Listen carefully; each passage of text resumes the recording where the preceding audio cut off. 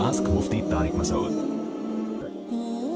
अच्छा, हज जो है ये एक सवाल है जी। हज और उम्रे में क्या फ़र्क है और हज का तरीक़ा क्या है?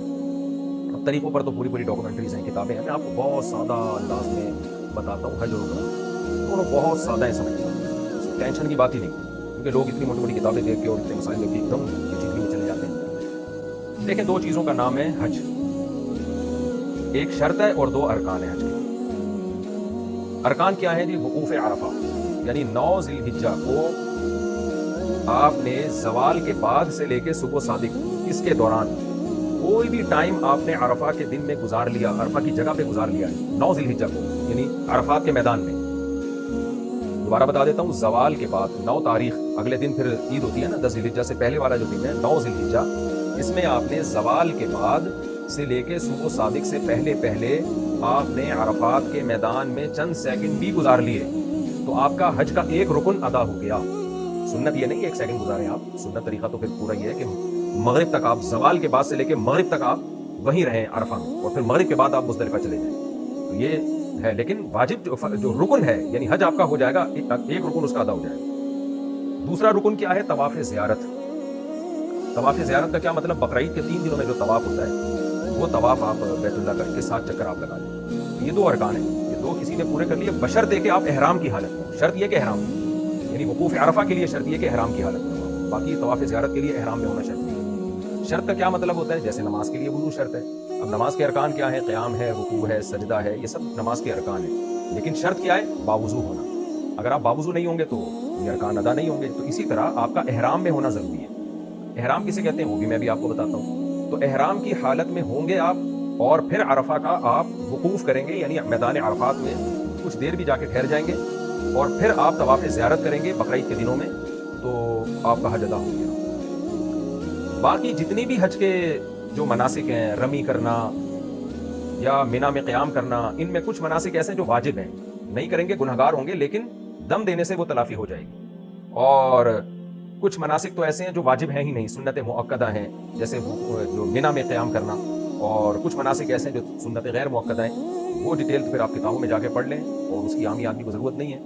बस इतना इल्म ज़रूरी है कि 2 काम अगर आपने कर लिए, एहराम की हालत में आपने अरफा का वकूफ़ कर लिया और आपने तवाफ़ ज़ियारत कर लिया, तो आपका हज अदा हो गया। आप हाजी कहलाएंगे, अल-हाज आप कहलाएंगे। बाकी अगर फिर कुछ गलतियाँ हुई हैं तो वो उलमा से पूछ लें, किसी गलती में आपको दम देना पड़ेगा, किसी गलती में आपको दम भी नहीं देना पड़ेगा, क्योंकि वो फिर किताबों में डिटेल है। मुझे मौका मिला अगले साल से पहले इंशाल्लाह मैं हज पे एक अच्छी सी डॉक्यूमेंट्री अपनी आवाज़ में रिकॉर्ड करवाऊंगा, जो स्लाइडें दिखा के और आसान अल्फाज में कोशिश करूंगा। वैसे डॉक्यूमेंट्रीज पहले ही बना चुके हैं, वो आप देख सकते हैं। ये तो हो गया हज के अरकान। और उम्रे का रुकन है सिर्फ तवाफ, एहराम की हालत में, यानी शर्त यह कि एहराम की हालत में हुआ। एहराम की हालत में आपने तवाफ कर लिया, आपका उम्रा हो गया। बाकी सई जो है ये वाजिब है, हज में भी और उम्रे में भी, तो ये वाजिब है। अगर किसी ने सई नहीं की तो दम देना पड़ेगा उसको। अच्छा, एहराम किसे कहते हैं? मैंने बताया ना, शर्त ये, उम्रे में शर्त ये कि एहराम की हालत में आप तवाफ करें, और हज में शर्त ये कि एहराम की हालत में आप वकूफ़ अरफा करें। तो एहराम किसे कहते हैं ये भी समझें। एहराम इन 2 चादरों को नहीं कहते। एहराम को समझने के लिए आप ये समझें कि जैसे हम नमाज में जब नमाज की नीयत से तकबीर तहरीमा कहते हैं, अल्लाहु अकबर कहते हैं, तो ये कहते ही हम पर कुछ पाबंदियाँ आयद हो जाती हैं। वो पाबंदियाँ क्या है भाई? अब आप किसी से बातचीत नहीं कर सकते, खा पी नहीं सकते आप, तो ये नमाज की पाबंदियाँ आयद होती हैं तकबीर तहरीमा कहने से।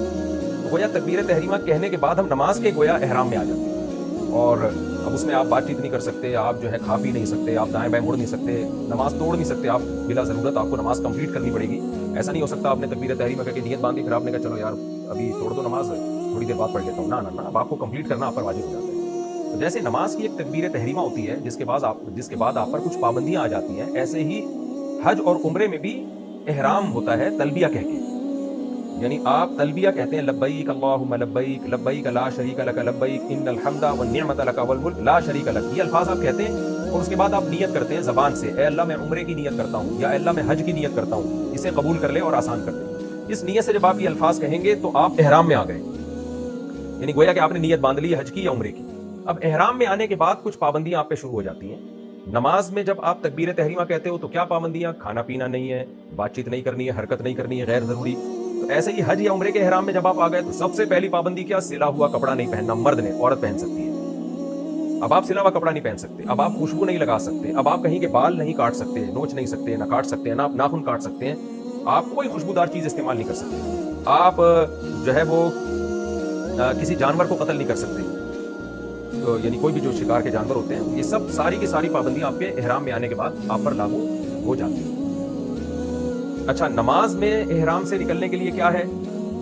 यानी नमाज में जब हम तकबीर तहरीमा कहते हैं तो अस्सलाम वालेकुम व रहमतुल्लाह कह के जब नमाज खत्म करते हैं तो हम उस जो हम पे पाबंदियां लगी थी उन पाबंदियों से हम आज़ाद हो जाते हैं। तो हज और उम्रे में जब आप इहराम से निकलने का इरादा करेंगे, और वो कब करेंगे? जब आप वक़ूफ़ अरफ़ा और मुज़दलिफ़ा में क़याम कर चुके होंगे और आप रमी कर चुके होंगे, तो उसके बाद फिर आप 10 ज़िलहिज्जा को बक़रीद वाले दिन आप जानवर कुर्बान करते हैं। तो जानवर आप कुर्बान करने के बाद शरीयत आपको इजाज़त देती है इहराम से निकल आओ। तो इहराम से निकलने का क्या तरीका है कि औरतें एक उंगली के पोरे के बक़दर अपने बालों को कटवाएं कम से कम, और मर्द क्या करें, वो भी एक उंगली के पोरे के बक़दर बालों को कटवाएं, कम से कम 25% सर के बालों को कटवाना ज़रूरी है, या फिर उस तरह फेर लें, उस तरह फेरना ज़्यादा बेहतर है। तो एक कोरे के बक़दर बाल वो लोग काट सकते हैं जिनके बाल ज़्यादा लंबे हैं, जिनके बाल ही एक कोरे के बराबर हो तो वो कैसे काटेंगे, तो उनको तो हल्क ही करना पड़ेगा।